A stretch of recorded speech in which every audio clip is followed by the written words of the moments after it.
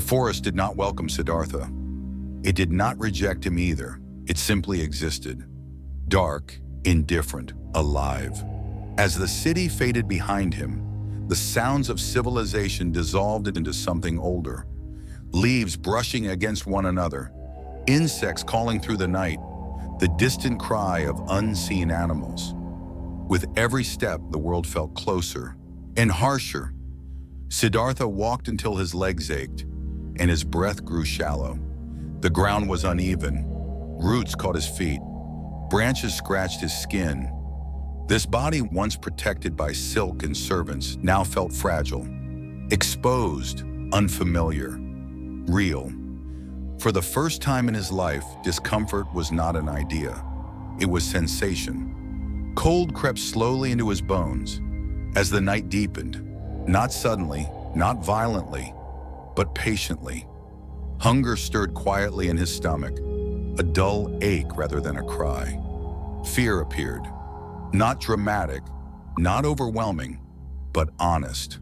The fear of the unknown, the fear of having no shelter, no plan, no guarantee of survival. Every sound now carried weight, a rustle in the leaves, a movement in the dark, a breath that was not his own. There were no walls here, no guards, no boundaries between him and the world as it truly was. For the first time, Siddhartha understood vulnerability, not as weakness, but as exposure. He stopped beneath a tree and sat down on the bare earth. The ground was damp, unforgiving. It did not adjust itself to his body. It did not soften. He wrapped the simple cloth tightly around his shoulders and closed his eyes. This is the life I chose, he thought, not to suffer, but to understand suffering. The difference felt subtle, yet immense. Sleep did not come easily. The body resisted. The mind wandered. Muscles ached. The spine stiffened. Images of the palace returned uninvited. Warm light, soft beds, the gentle sound of water, flowing through stone fountains. For a moment, the contrast felt almost unbearable. Then longing appeared, and Siddhartha saw it clearly. Even longing is a form of clinging. He did not fight it. He did not follow it. He stayed with the sensation. He observed the ache in his legs, the tightness in his chest, the restless movement of thought. Fear returned. He watched it. It shifted. Hunger tightened his stomach. He observed it. It changed. Nothing remained fixed when it was seen directly. The night passed slowly, measured not by time, but by awareness. When dawn finally arrived, it did not announce itself with beauty. It arrived quietly, a pale light filtering through leaves, birds calling, without concern for princes or destinies. Siddhartha opened his eyes. The world was the same, and yet it felt profoundly different. There was no one to serve him, no one to instruct him, no one to protect him. Every action now belonged entirely to him. Every mistake, every step. He stood slowly, feeling stiffness in his limbs. The body protested. It reminded him that it was no longer sheltered. But he listened, not with frustration, with curiosity. How far can this body go? What does it need? What does it resist? He began to walk again, not with urgency, but with attention. Villages appeared at a distance, smoke rising from morning fires. The faint sound of voices carried on the air. The scent of food reached him, sharp, immediate, tempting. For the first time, Siddhartha understood hunger as more than absence. It was desire, it was urgency, it was negotiation. The body pulled forward, the mind calculated. He did not beg, he did not demand. He accepted what was offered, sometimes nothing, sometimes a handful of rice, sometimes only water. Each encounter peeled away another layer of identity. No one bowed, no one recognized him. He was not a prince here, and something inside him loosened, without title, without name, without expectation. He was simply another human being, walking the earth. At first, this anonymity felt like loss. Then it began to feel like relief. No role to maintain, no image to protect, only presence. As days passed, the shock of this new life deepened. The sun burned his skin, rain soaked his clothing. The nights were long, lonely, uncertain. The body weakened, and yet the mind grew clearer. Without distraction, thought slowed. Without luxury, sensation sharpened. Without routine pleasure, awareness expanded. Siddhartha began to notice patterns. How craving arose with hunger. How fear appeared with uncertainty. How the mind searched constantly for comfort. And how suffering intensified. When those comforts were denied, he saw it not as punishment, but as process. He began to sit, not in palaces, not on cushions, but on bare earth, under trees, beside rivers, in open fields. He watched his breath, not to control it, but to know it.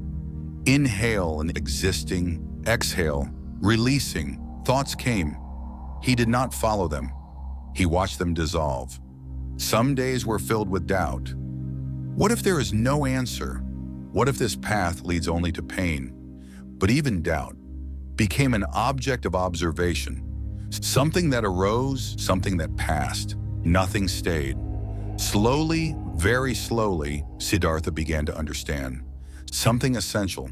Freedom would not come from replacing one life with another, not from exchanging luxury for pain, not from trading pleasure for hardship. Extreme comfort had not freed him, and extreme discomfort would not free him either. The answer lay deeper, in seeing things exactly as they are, without attachment, without resistance, without illusion. The forest did not teach him through words. It taught him through experience, through hunger, through fatigue, through silence, through the steady rhythm of breath and awareness.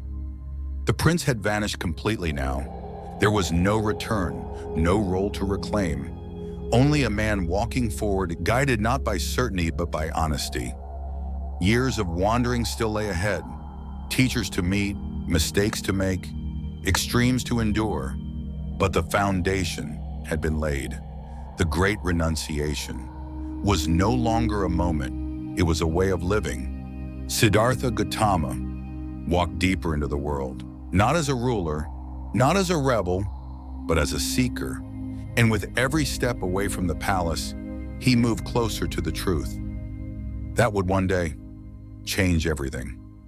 As the days continued, Siddhartha began to notice something even more subtle. Suffering did not come only from hunger, nor only from cold, nor only from fear. It came from resistance, from the quiet tension of wanting things to be different than they were. When the body was tired, the mind protested. When the stomach was empty, desire spoke loudly. When the night was long, memory whispered comfort. And each time he resisted what was present, the suffering deepened.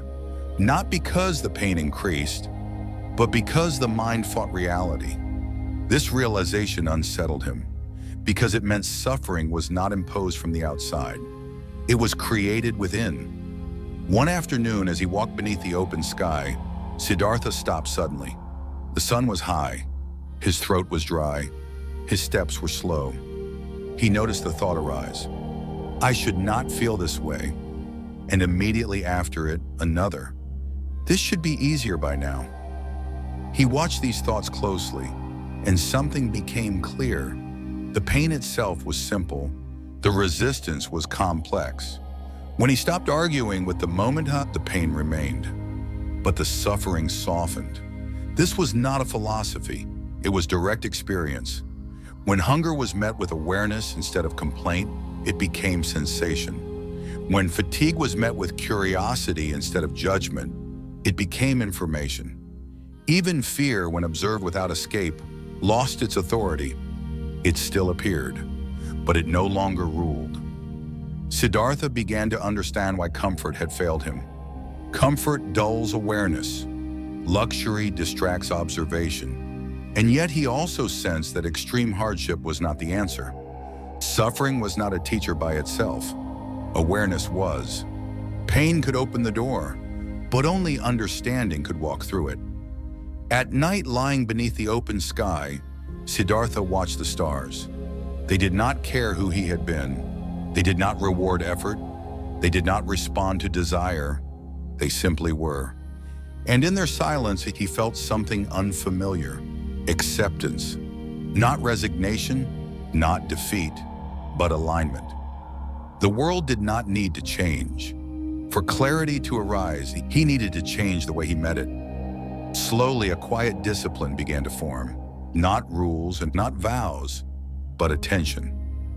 He learned to pause before reacting, to notice before reaching, to feel before naming. Breath became an anchor, not sacred, not mystical, just present. Each inhale grounding him in the body, each exhale loosening the grip of thought.